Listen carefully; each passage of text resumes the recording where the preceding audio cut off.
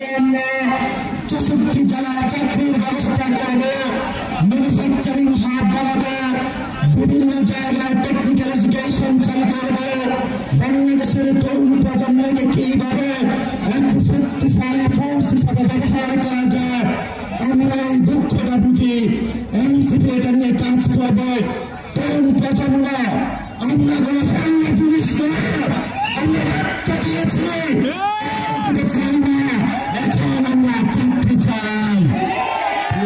বাজারবাসী চাকরির দাবিতে, সংস্কার দাবিতে, নতুন সংবিধানের দাবিতে, শেখ হাসিনার বিচারের দাবিতে, একটি সুন্দর বাংলাদেশের দাবিতে আমরা 64 জেলায় যাচ্ছি।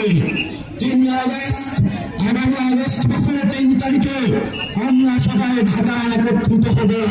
আমাদের শহীদদের নিরাপত্তার জন্য, সংস্কারের জন্য, বিচারের জন্য আমাদের একটা লিখিত দলিল প্রয়োজন।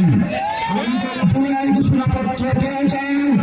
সরকার জনগণকে বলেছিল জুলাই ঘোষণাপত্র হবে, আমরা বিশ্বাস করেছিলাম। আবার যখন আমরা আন্দোলন করেছিলাম, আবার আমাদেরকে বলা 1 জুলাই ঘোষণাপত্র হবে। আমরা সরকারের কথা বিশ্বাস করতে চাই না। জুলাই ঘোষণাপত্র রাজপথে এখন জনগণ দিবে ইনশাআল্লাহ। 3 তারিখে সবাই শহীদ মিনারে একত্রিত হন।